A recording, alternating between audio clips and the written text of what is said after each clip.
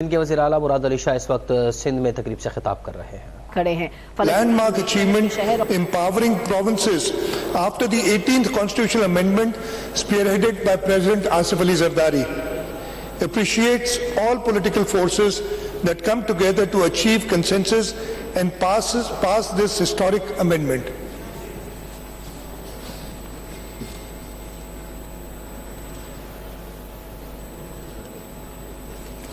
اگر اجازت دیں تو 2 منٹ اس وقت جاری ہے. وزیر اعلیٰ سندھ مراد علی شاہ اس وقت سندھ اسمبلی میں اظہار خیال کر رہے ہیں. جس طریقے سے یہ پچھلا تقریباً 1 مہینہ انفولڈ ہوا ہے اس میں ایک چیز تو جو 2006 میں شہید محترمہ بے نظیر بھٹو نے اس وقت پاکستان مسلم لیگ نواز کے پریزیڈنٹ میاں محمد نواز شریف کے ساتھ چارٹر آف ڈیموکریسی سائن کیا تھا اور اس میں کہا گیا تھا کہ کانسٹیٹیوشنل کورٹس بنے تاکہ عام آدمی جو کئی سالوں ان کے لگ جاتے ہیں کیسز کو ڈیسائیڈ کرنے میں اور جوڈیشری پولیٹیکل یا کانسٹیٹیوشنل کیسز جو ہوتے ہیں جن میں ہیڈ لائنز ملتی ہیں ان پہ زیادہ ٹائم لگاتے ہیں.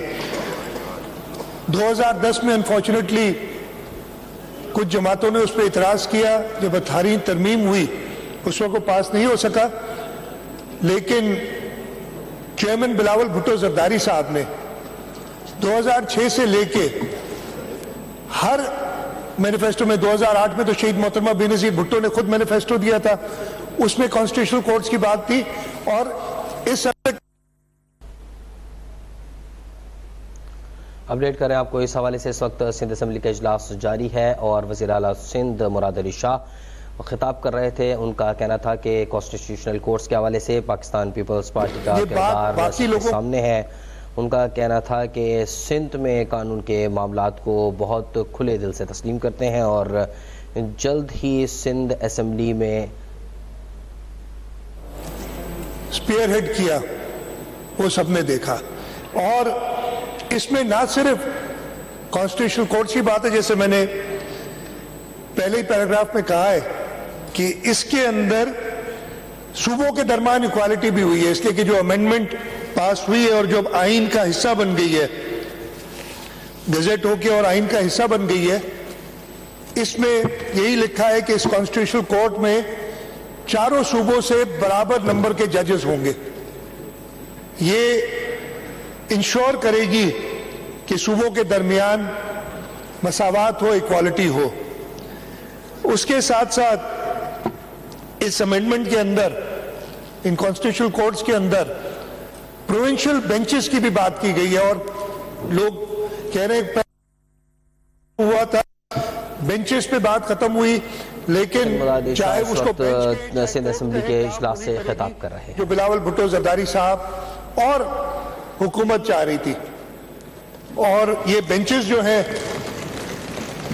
صوبوں میں بھی بنیں گی اور اب کے بعد جب یہ ان افیکٹ آ گیا ہے تو سائل اپنے کیسز کے لیے سالہ سال انتظار نہیں کرے گا.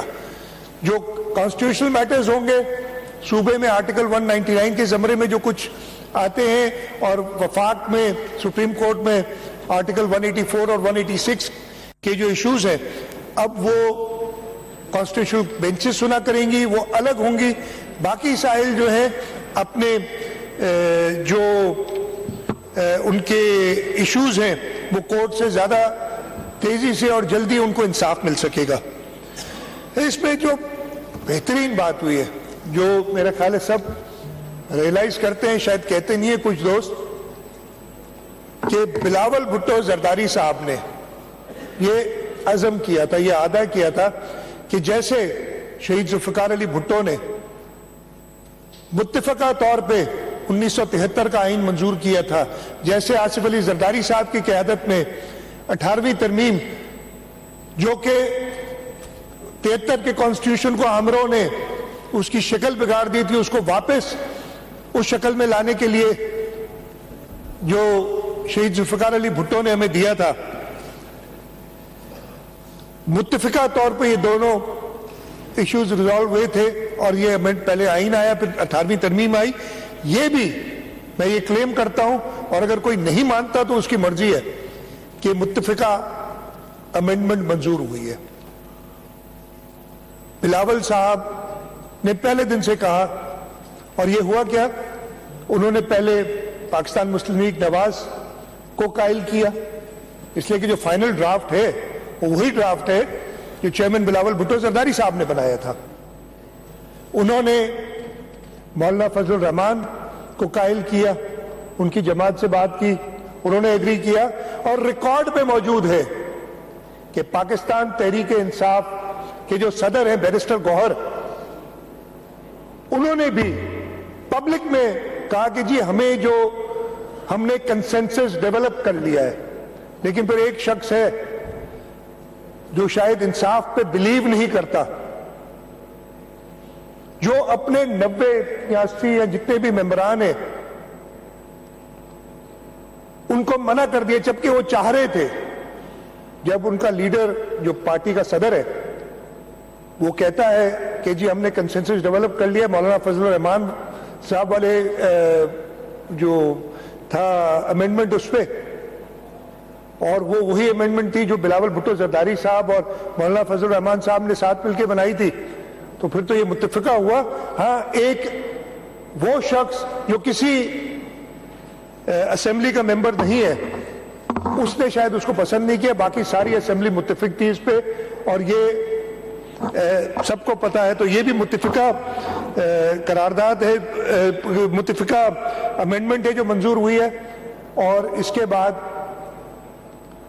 انشاءاللہ تعالی جو پرابلمز جوڈیشری کے اندر لوگ فیس کر رہے تھے, جو ایک جوڈیشل اوور ریچ, اور یہ میرے لفظ نہیں ہے, یہ اپنے سپریم کورٹ کے ججز کی ججمنٹس ہیں کہ ہمارے یہاں جوڈیشل اوور ریچ ہو گئی ہے,